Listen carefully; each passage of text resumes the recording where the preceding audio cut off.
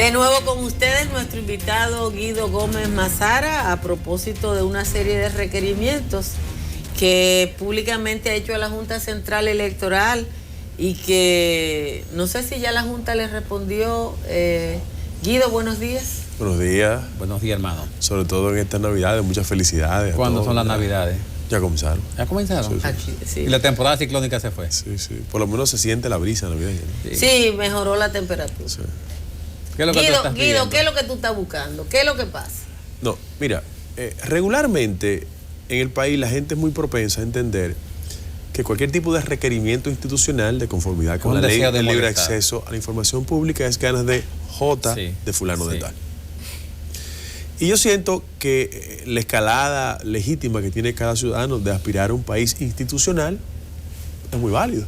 Claro. Entonces, la última gestión de la Junta Central Electoral es una gestión que cuando uno la analiza en detalle, se dará cuenta por qué en el país hay una tendencia a caricaturizar los procesos institucionales. Y como estamos en un ciclo de construir nuevos referentes en términos de elegir la Junta Central Electoral, que ya se eligió, la Cámara de Cuentas, que está a tiro de hit, como decimos nosotros, el próximo ciclo se llama el Tribunal Superior Electoral. Frente a eso, yo he solicitado, de conformidad con la ley, una serie de documentaciones. La solicité porque la tengo oficiosamente. O sea, hay una serie de información a la Junta que tú la tienes. Oficiosamente. Oh, sí. Pero lo que La valida necesita los oficialmente procedimientos por la vía correspondiente. correctamente. Entonces, y yo comencé a desmontar el tema. Cosas que van desde lo institucional hasta lo personal, porque aquí hay una tendencia a personalizar quien controla las instituciones. Y es un hábito de la cultura política dominicana, no es un sector exclusivo. Pero es que era difícil, déjame decirte que era difícil no personalizar la dirección de la Junta Central Electoral, porque es que el presidente de la Junta Central Electoral Es su idiosincrasia. lo personalizó. O sea, Okay. durante la gestión de Roberto Rosario, la característica fundamental es que Roberto Rosario hablaba él. Y él estaba por encima de la institución que era la Junta Central Electoral. Sin embargo, se incurría en violaciones a procedimientos administrativos y se le entraba patada a la institucionalidad. Te doy explicaciones que van desde el orden institucional hasta aspectos puramente administrativos. Por ejemplo, ahora que se viene el debate de las juntas municipales, ustedes conocen perfectamente cómo se construye y se arman las juntas municipales. ¿Cuál es el problema? Que el mecanismo en la organización de la Junta Central Electoral para elegir las juntas municipales se residía en 6 votos. El problema es que Roberto administrativamente construía mayorías, es decir, él armaba 4 de 6 y cuando se iban a votar las juntas municipales siempre quedaban de un lado. ¿Quiénes eran esos 4? Cuando tú sumabas al director de juntas municipales, al jefe de recursos humanos, al jefe electoral y al jefe de inspectoría, él siempre tenía mayoría para controlar las juntas municipales. Porque eran 4 empleados que él había designado. Perfectamente. Claro. Pero ¿cómo se traduce eso en el día a día de una junta municipal? Tú eres, por ejemplo, de Baní. Bueno, el problema es que el senador de cada una de las demarcaciones hacía de la junta municipal, que eran espacios institucionales, un club de empleados a su servicio. Esa fue la queja en el proceso electoral, que escuchábamos por la gente que transmitía para los canales de televisión, que solicitaban que se retornara a las juntas municipales con la gente honorable del pueblo, con credibilidad. Por eso ustedes vieron una imagen en Mao de un aspirante a senador incumbente que se introduce en una junta municipal y hace lo que le viene en gana. Ese es un ejemplo institucional. Vamos a un ejemplo de orden administrativo. Repito, yo tengo la documentación oficiosa, ¿eh? Por ejemplo, no quiero mencionar el nombre, pero Guido, espérate, porque lo de la Junta Municipal es vital.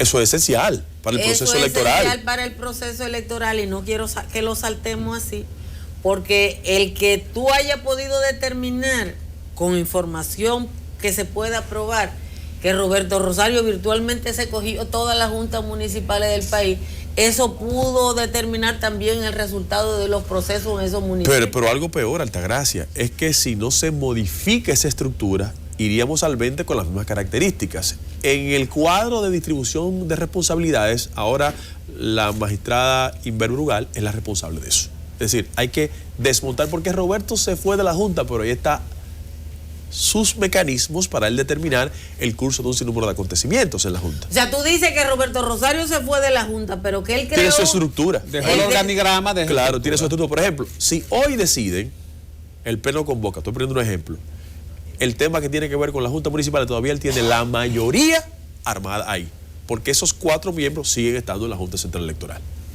Doy otro ejemplo, administrativo. Por ejemplo, hay una compañía de fumigación, X, no quiero mencionar el nombre, que aparecía reiteradamente siendo la beneficiaria de las fumigaciones. Fumigaba alrededor de 60 millones de pesos al año. ¿Cuántos? 5 millones mensuales de fumigación. Pero ahí correcto. no hay una cucaracha, es más. 5 millones de pesos de fumigación. Sí, mensual. Ahí está registrado automáticamente. Es la compañía que registra. Y yo no quiero hacer conexiones de carácter colindante, pero existen.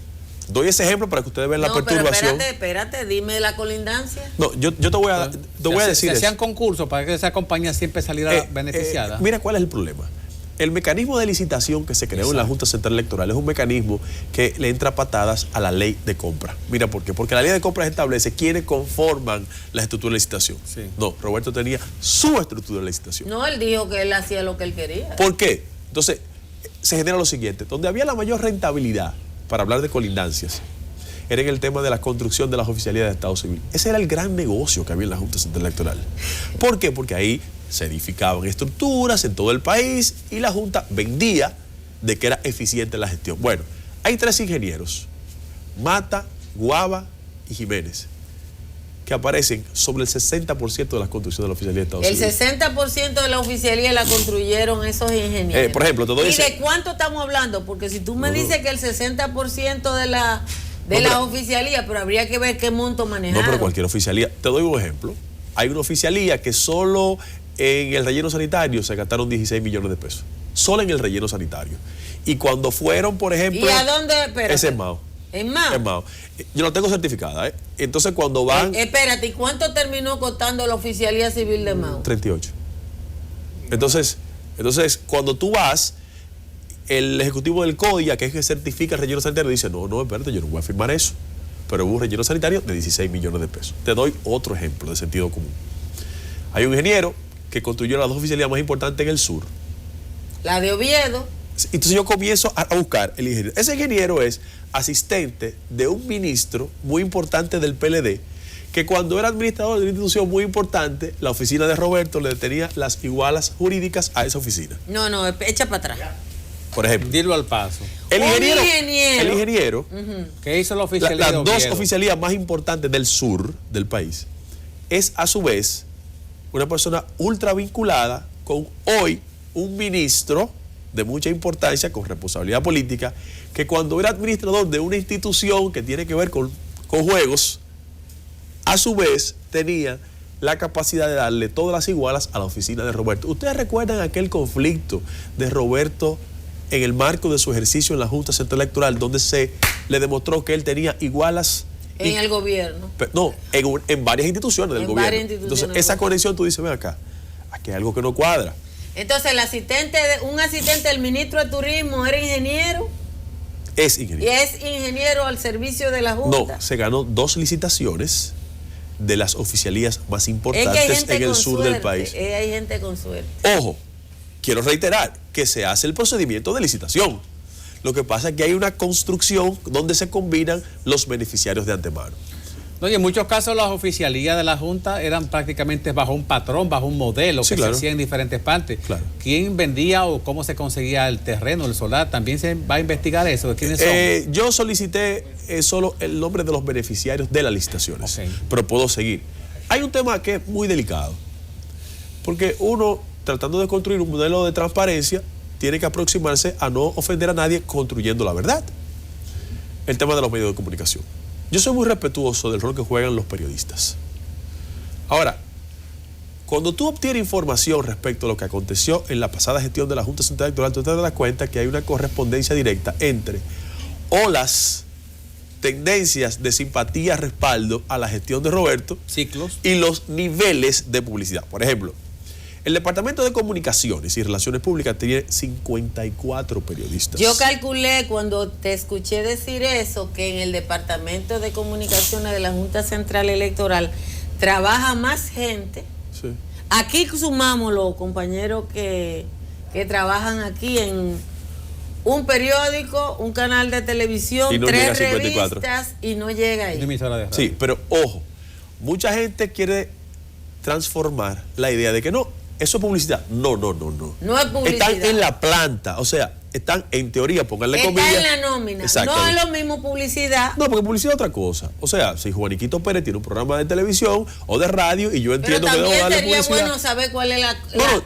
No, perfecto. No, espérate, porque en un organismo como la Junta Central Electoral, la colocación de la publicidad obedece a una lógica. Normalmente eso lo manejaba una agencia. Sí. Que dependiendo del rating y ese tipo de cosas te colocaba o no publicidad. Pero no es así. No es así. No es así. Hay mucho anuncio en el canal de la Mona.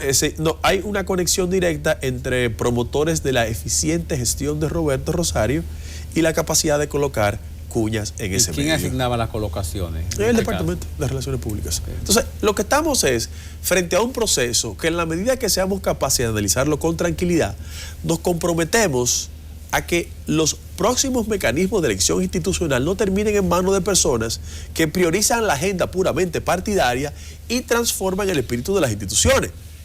Mi objetivo no es atacar personalmente a nadie, sino crear la conciencia suficiente que en esta escalada de elección de los mecanismos institucionales que tenemos pendientes, al doblar de la esquina tenemos, por ejemplo, el Tribunal Superior Electoral. Yo doy un dato para la Junta. El año pasado se listaron canastas navideñas, sí, pero en la Junta. Pero hubo dos que se dieron directamente. Hay una de esas que rebasa 20 millones de pesos que se le entregó a la esposa de un miembro actual del Tribunal Superior Electoral que suple canasta navideña. Ok, espérate. ¿Sí? La esposa de un miembro del actual Tribunal Superior Electoral es suplidor de la Junta es Central. Suplidora de canasta navideña de la Junta Central Electoral. Y esa no fue a concurso. No. Eso es más que un conflicto ético, un conflicto legal. Claro que sí. Entonces lo que estoy diciendo es que yo quiero pasar de la información oficiosa a la oficial para a partir de ahí tomar acciones del lugar. Estoy cumpliendo con todos los procedimientos sin exaltación, con tranquilidad, porque la construcción de un modelo institucional en este país amerita que la ciudadanía sepa ese tipo de información. Y la Junta Electoral recién designada y juramentada no está prácticamente en la obligación de solicitar o exigir una auditoría, que todos esos detalles se sepan. Sí, normalmente se solicita una auditoría. Lo que yo estoy haciendo en lo que llega a eso es procurando la oficialización de la información para tomar las medidas pertinentes del lugar, para que la gente tenga una idea. Por ejemplo, fíjate que en el transcurso de mi argumentación yo no he usado nombres. El tema del nepotismo es un tema aberrante en la Junta Central Electoral en toda su estructura. Hay personas, por ejemplo, que tienen una posición relevante. El jefe el consultor jurídico de la Junta Central Electoral está a su vez legítimamente casado con la segunda que tiene responsabilidad financiera en la Junta. Y tú dices, oye, pero aquí hay cosas que no son importantes. El responsable de los datos biométricos aquí, su hijo es el segundo a bordo en la Junta en Nueva York. Y tú dices, pero ven acá, aquí las cosas como que no me cuadran bien. Por ejemplo, Kiko Félix. Kiko Félix es juez, es miembro de la Junta Central Electoral. Es una persona vinculada al Partido Reformista. Bueno, cuando tú vas a la nómina te darás cuenta que hay muchos Félix. Y tú dices, bueno, claro, tienen vínculos de familiaridad. No, pero Félix es un apellido común en la región sur. No, pero en este caso no es un apellido común, es su hijo.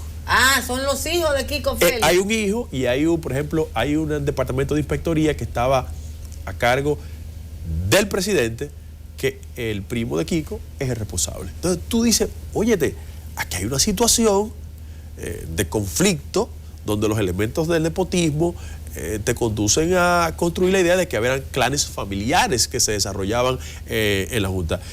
No me gusta, repito, utilizar apellidos para que la gente no haga ese ejercicio porque yo soy muy respetuoso de los temas familiares. Pero hay un juez del Tribunal Constitucional, yo lo fui desmontando uno a uno. O sea, tú hiciste un ejercicio de buscar los vínculos de los negocios de la Junta Central Electoral.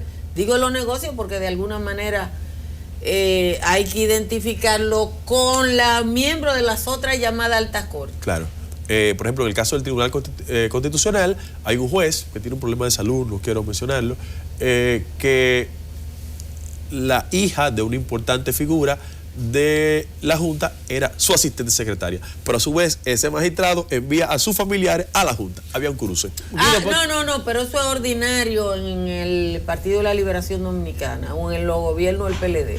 Una de las características, yo hice un trabajo de eso, y lo que hacen los PLDistas es que para que no parezca nepotismo, los hijos de Temo están en obra pública, los de Llamada están en Altagracia, mira cuál es el problema. Que un órgano como el de la Junta Central Electoral, uno presume que tiene que existir los niveles de independencia suficientes para que las decisiones que emanen de ese órgano estén más cerca del espíritu ciudadano y no de la agenda de los partidos. Entonces se fueron construyendo todo un cuerpo, un personal que actuaba más en función de agendas puramente partidarias. Guido, tú hablas de institucionalidad y el Ministerio de Administración de Personal del gobierno no cruza esa información de la cual tú conoces, ellos no lo saben. Sí, en teoría debería hacerlo, pero no lo hace, lamentablemente.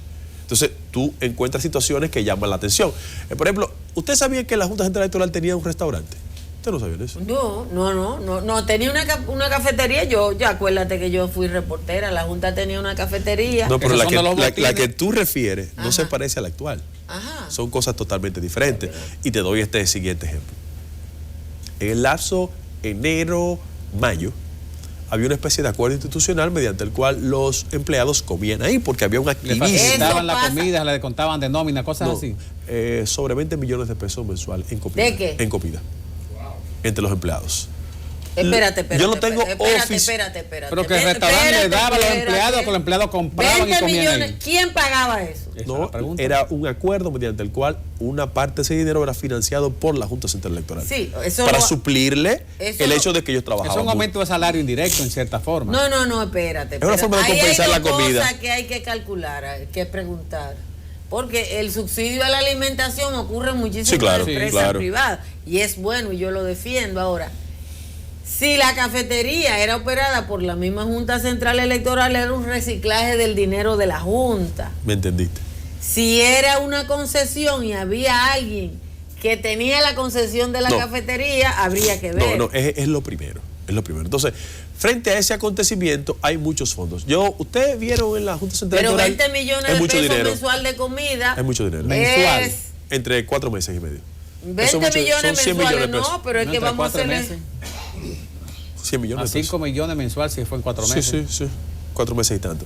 Pero, por ejemplo, ¿ustedes vieron los chalecos que se usaban para el personal de la Junta Central Electoral? Los chalecos de cáquico. Sí, ese es un tema sumamente interesante. Participaron varias compañías.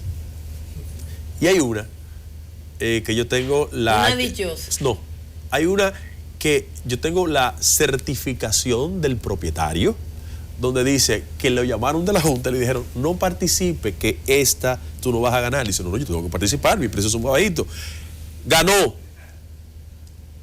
Y a partir de ahí... ¿Cómo es que lo llamaron de la Junta? De la Junta para decirle que no. No hay una entrevista en la que yo haya obligado a alguien a que me repitiera tantas veces una cosa. En mi vida profesional. No, pero es verdad. Porque es que tú estás diciendo cosas.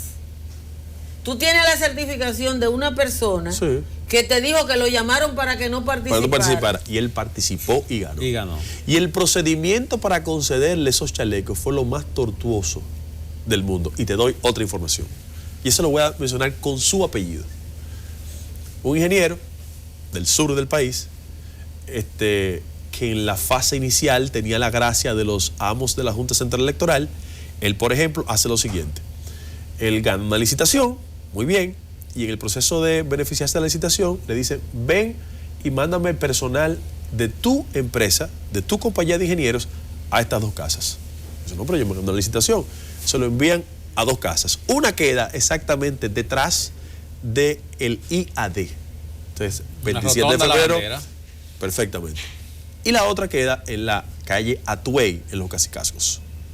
¿Son muy próximas o no hay otra? No. Pregunten quién vivía exactamente detrás del IAD y quién se mudó a la calle Atuey 129 en los Cacicascos. Es decir, personas que se beneficiaban en procesos institucionales producto de una licitación terminaban siendo utilizados en aspectos puramente particulares y personales de funcionarios de la Junta Central Electoral. bajo la tesis de que ellos ganaron la licitación. Pero una cosa no tiene vínculos con la otra porque se presume que una licitación es un acto público de la institución. No tiene que ver nada con casa, no tiene que ver nada con inmuebles particulares. Entonces, había una especie de cultura interna. Lo que aparentemente pasaba en la Junta Central Electoral liderada por Roberto Rosario es que no había frontera entre lo que era la Junta público y lo privado. Y lo privado. Correctamente. O sea, evidentemente que probablemente el doctor Rosario consideraba o que la Junta era suya o que él iba a estar toda la vida en la Junta Central Electoral. Pero lo perturbador de todo esto es lo siguiente, que en la República Dominicana hay una cultura de que usted pasa por las instituciones, hace y deshace y no hay un régimen de consecuencias. Yo estaba registrando mentalmente los precedentes jurisprudenciales que yo tengo en materia de Junta Central Electoral y en este país, en un desquite histórico de una figura que no parecemos superarla, yo recuerdo que en medio de una crisis electoral, un candidato y aspirante eterno a la presidencia de la República encontró una debilidad en un presidente de Junta Central Electoral y le cogió preso a su hijo. ¿Ustedes recuerdan eso? Sí. Sí. Y todo se quedó de ese tamaño. Entonces, lo que yo aspiro es que la gente que vaya a las instituciones, en este caso de la Junta Central Electoral, exista un régimen de consecuencias. Que levantemos toda la información oficial pertinente para que los procedimientos institucionales determinen cuán transparente o no. Yo soy el primero que si después de una evaluación sincera se determina que Roberto actuó con transparencia, lo voy a decir. Tú vas para el ministerio, entonces tú irías al Ministerio Público. No, yo voy a esperar que me entreguen toda la información. No digo, cuando tenga la información, la otra ruta es al Ministerio Público, a ver si se acciona, si se interesan o si se enteran. Evidentemente. Le voy a decir una cosa, Guido. Yo creo que, por ejemplo, el tema del contrato Somos. Ah, no. Todo lo que tú has dicho, que es irregular. Es un juego de muñecas. Es un juego de muñecas al lado del contrato Somos y eso no pasó de ahí. Como relajaron con uno y que tomándose. No, el tema no es que relajaron con uno, es la cantidad de dinero público. Sí. Estamos hablando de 80 millones de dólares. Eso es mucho dinero. Los 80 millones de dólares del contrato Somos, que eso se quedó así. Y el dinero de los equipos adquiridos por la Junta Central Electoral, eso ameritaba que el Ministerio Público hubiera actuado motu propio. Eso se borró como los mismos papelitos al otro día. Pero déjeme darle un dato para que usted vea lo traumático de dejar las cosas así. Yo mañana voy a depositar una carta por ante Flavio Darío Espinal. Lo digo aquí por primera vez. Consultor jurídico del Poder Ejecutivo. Un buen amigo nuestro. Para activar el mecanismo de convocatoria del Consejo Nacional de la Magistratura. ¿Por qué? Porque el presidente de la República tiene mayoría y preside el Consejo. Y en este caso, en el ciclo de temas pendientes, está por definirse el Tribunal Superior Electoral. Con el precedente de la Junta de dejar uno, porque dejaron a la magistrada Rosario. El tribunal lo decide el Superior Electoral del Congreso. No. El Consejo de la Magistratura. El Consejo de la Magistratura tiene que convocarse de conformidad con el artículo 179 a la 183 de la Constitución. Y como el presidente lo controla en términos de que lo integra. No, lo controla. No, lo encabeza y lo controla. Pues yo digo la primera parte, voy a hacer la segunda. El procurador es de él. El presidente del Senado, el presidente de la Cámara de Diputados y él tiene mayoría. Y lo que estamos solicitándole es, con todo el respeto del mundo, es que se active ese mecanismo después del 6 de enero.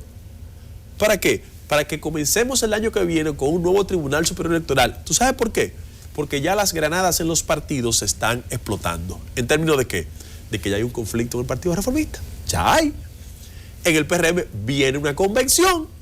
Y yo quiero decirle que al otro día que se juramente el tribunal, yo voy a depositar una instancia contra Miguel Vargas. Eso lo sabe todo el mundo. Entonces lo que le estamos diciendo es que para la salud del sistema de partidos en la República Dominicana, en este tramo, el presidente de la República, nosotros queremos, aspiramos, deseamos que se convoque el Consejo, que se elija un nuevo Tribunal Superior Electoral para retornar la decencia. Pero si tú vas a elevar una instancia contra Miguel Vargas es el jefe del partido al cual tú perteneces, ¿te van a expulsar antes que eso se conozca? No. Guido, ya piden, ya tenemos que entregar el espacio de la entrevista. Tú vas a hacer pública todas esas informaciones, incluida la lista de la gente que cobra en la Junta Central Electoral. Sí. ¿Cuándo va a ser eso? El plazo de ley concluye el viernes. El viernes.